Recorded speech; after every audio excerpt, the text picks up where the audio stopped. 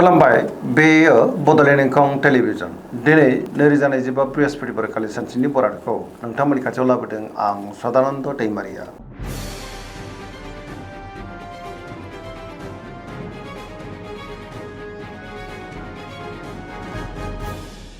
सिगां फरायनो लादों मेष राशि गिबि हांखो अ ल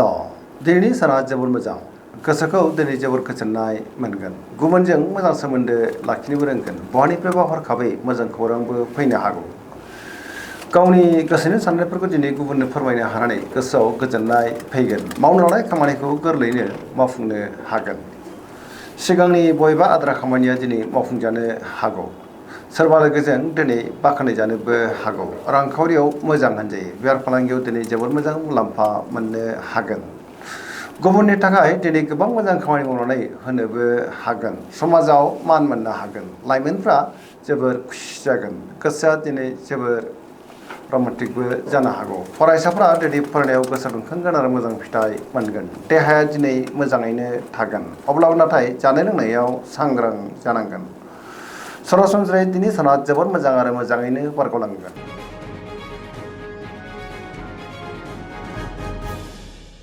वृष राशि गिबि हांखो इ उ ब दिनैनि साना मोजां आरो गाज्रिनि गेजेरजोंनो बाबेनलांनो हागौ गोसोआव गोनो गोथो साननायबो फैनो हागौ गावनि गोसोनि साननायफोरखौ दिनै गुबुननो फोरमायनो गोब्राब जागोन माबा नङा मोनसे जेंनाजों मोगा मोगि जानांनोबो हागौ सिगांनि बबेबा जेंनाया गोसोखौ दिनै जोबोर उसुखुथु खालामगोन मावनो लानाय खामानिखौ मावफुंनो हायोब्लाबो माबा नङा मोनसे गोरोन्थिबो जालांनो हागौ रांखावरियाव बारा मोजां नङा नाङा फाङा खरसाया दिनै बांनोबो हागौ बेफार फालांगियावबो बारा मोजां नङा होनजायो न'खराव अनलायनाय फैगोन बिदा फंबायनिफ्राय हेफाजाबखौ मोननो हागोन बिसि फिसानि गेजेरावबो अनलायनाया थागोन गुबुननि थाखाय नाथाय नाङा फाङा जेंनायाव गोग्लैनांनो हागौ जायखि खामानि मावा मानो दिनै मोनफ्रोमबो खामानियावनो सांग्रां जानांगोन लोगोफोरनिफ्राय हेफाजाबखौ मोननो गोब्राब जानोबो हागौ नेगेटिभ एनार्जिनि गोहोम गोग्लैनोबो हागौ।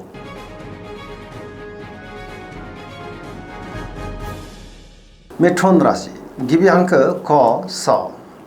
दिनैनि साना जोबोर मोजां गोसोआव दिनै गोथों आरो गोग्गो साननाय फैगोन गियाननि आंखाल जानाय नङा सोरबा लोगोजों बाख्नायजानोबो हागौ हरखाबै बहानिफ्रायबा मोजां खौरां फैनोबो हागौ सिगांनि बबेबा आद्रा खामानिया दिनै गोरलैयैनो मावफुंजानोबो हागौ देहाया मोजाङैनो थागोन रांखावरियाव मोजां होनजायो बेफार फालांगियावबो दिनै जोबोर मोजां मुलाम्फा मोननोबो हागोन गुबुननि थाखाय गोबां मोजां खामानि मावनानै होनोबो हागोन समाजाव मान मोननो हागोन गोसोनि बोलोआ दिनै बांनोबो हागौ मावनो लानाय खामानिखौ गोरलैयैनो मावफुंनो हानायाव गोसोआव दिनै जोबोर गोजोननाय फैगोन सोरबा लोगोनिफ्राय हरखाबै मोजां खौरांबो मोननो हागौ बहाबा हान्थियोब्ला दिनै जोबोर मोजां आरो मोजाङैनो हान्थिनोबो हागोन लाइमोनफोरनि गोसोआ दिनै जोबोर खुसि जागोन आरो गावबा गावनि गोसोनि साननायफोरखौ दिनै फोरमायलायनोबो हागोन।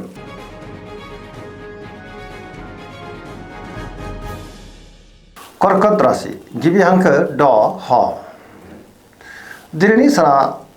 जोबोर मोजां गोसोखौ दिनै जोबोर गोजोननाय मोनगोन सोरबा लोगोजों बाख्नायजानोबो हागौ बहाबा दावबायनो एबा हान्थिनो खाबु मोननो हागौ आरो मोजाङैनो हान्थिनोबो हागोन गोसोनि साननायफ्रा दिनै मोगथाङाव जाफुंनोबो हागौ रांखावरियाव मोजां होनजायो बेफार फालांगियावबो मोजां मोननो गोनां धोनखौ दिनै मोननोबो हागौ मावनो लानाय खामानिफ्रा गोरलैयैनो मावफुंजानायाव गोसोआव गोजोननाय फैगोन समाजाव मान मोनगोन देहाया दिनै मोजाङैनो थागोन गुबुनजों दिनै मोजां सोमोन्दो लाखिनोबो रोंगोन न'खराव बिसि फिसानि गेजेराव अनलायनाया बांगोन बिमा बिफानिफ्राय अननाय आबोरखौबो दिनै मोननो हागौ सरासनस्रायै दिनै साना जोबोर मोजां आरो मोजाङैनो बारग'लांगोन।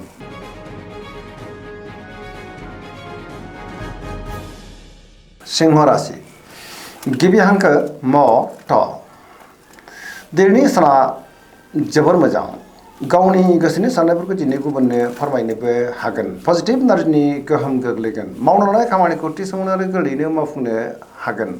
सोरबा लोगोनिफ्राय दिनै हरखाबै मोजां खौरांबो फैनो हागौ बहाबा दावबायनो एबा हान्थिनो खाबु मोननो हागौ आरो मोजाङैनो हान्थिनोबो हागोन रांखावरियाव मोजां बेफार फालांगियाव मोजां होनजायो गोबां मुलाम्फा मोननोबो हागौ गोसोनि साननायखौ दिनै गुबुननो फोरमायनोबो हागोन बिमा बिफानिफ्राय अननाय आबोरखौ दिनै मोननो हागौ गुबुननि गोसोखौ गोरलैयैनो बोनोबो हागोन देहाया दिनै मोजाङैनो थागोन अब्लाबो नाथाय जानाय लोंनायाव सांग्रां जानांगोन सोरबा लोगोनिफ्राय हरखाबै मोजां खौरांबो फैनो हागौ पजिटिभ एनार्जिनि गोहोम गोग्लैगोन धोरोमारि बिथिङावबो दिनै गोसो दुंखांनो हागौ।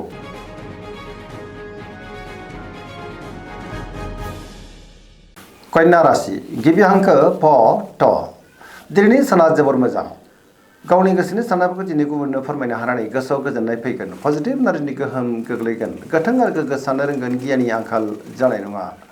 सोरजोंबा बाख्नाय जानोबो हागौ रांखावरियाव मोजां बेफार फालांगियाव मोजां नखराव अननानै फैगोन बिदा फंबायनिफ्राय हेफाजाबखौ मोननो हागोन देहाया दिनै मोजाङैनो थागोन आरो पजिटिभ एनार्जिनि गोहोम गोग्लैगोन लाइमोनफ्रा गावबा गावनि गोसोनि साननायफोरखौ दिनै फोरमायलायनोबो हागोन सरासनस्रायै दिनै साना जोबोर मोजां आरो मोजाङैनो बारग'लांगोन।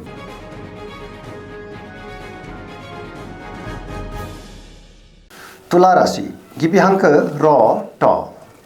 दिनैनि साना जोबोर मोजां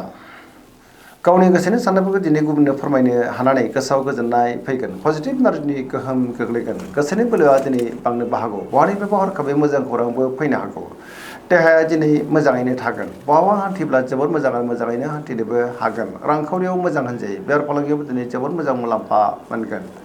बिसि फिसायनि गेजेराव अनलायनायाबो बांनो हागौ समाजाव मान मोनगोन गुबुननि गोसोखौ दिनै गोरलैयैनो बोनोबो हागोन लोगोफोरनिफ्राय हेफाजाब मोननो हागौ गोदान थांखि लानो रोंगोन सेंग्रा सिख्लाफोरनि गोसोआ दिनै जोबोर खुसि जागोन आरो गावबा गावनि गोसोनि साननायखौ फोरमायलायनो हागोन पजिटिभ एनार्जिनि गोहोम गोग्लैगोन सरासनस्रायै दिनै साना जोबोर मोजां आरो मोजाङैनो बारग'लांगोन।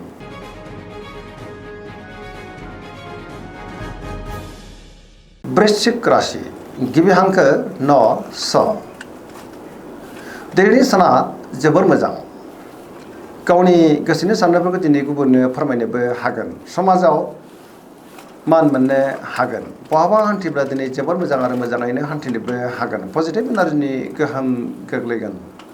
सोरबा गोजाम लोगोजों दिनै बहाबा लोगो मोनज्लायनोबो हागौ गुबुननि थाखाय गोबां मोजां खामानि मावनानै होनोबो हागोन मावनो लानाय खामानिफ्राबो दिनै गोरलैयैनो मावफुंजानो हागौ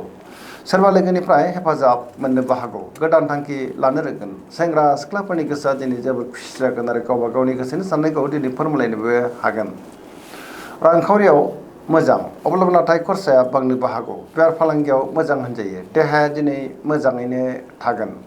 लोगोफोरनिफ्राय हेफाजाबखौ मोननो हागोन सिगांनि बबेबा जेंनाया दिनै गोरलैयैनो सुस्रांजानो हागौ लाइमोनफोरनि गोसोआ दिनै जोबोर खुसि जागोन गावबा गावनि गोसोनि साननायखौ दिनै फोरमायलायनोबो हागोन पजिटिभ एनार्जिनि गोहोम गोग्लैगोन।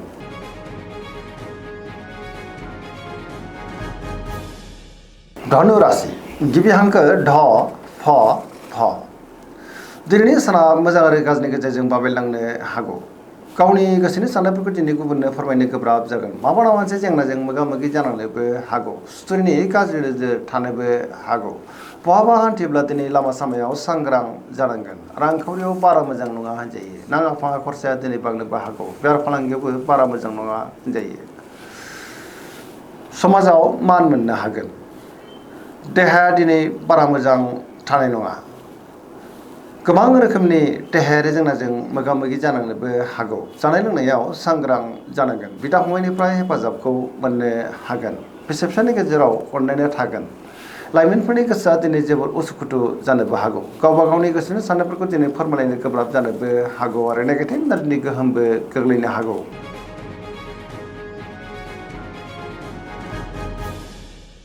मकर राशि गिबि हांखो ख ज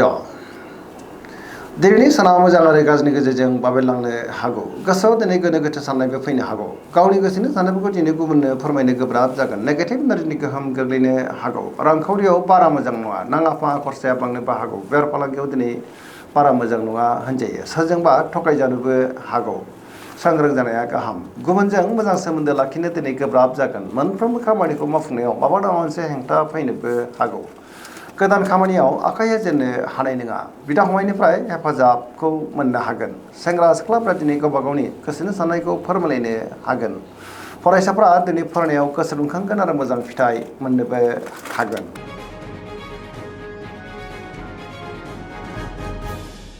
कुम्भ राशि गिबि हांखो ग स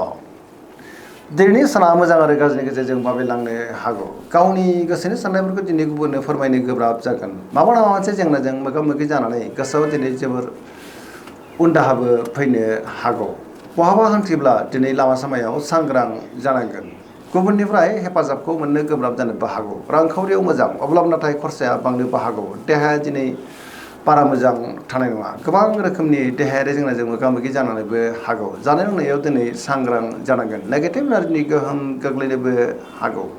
बिमा बिफानिफ्राय अननायफोरखौ मोननो हागोन बिदा फंबायनि हेफाजाबखौ मोननो हागोन अब्लाबो नाथाय नेगेटिभ एनार्जिनि गोहोमबो गोग्लैनो हागौ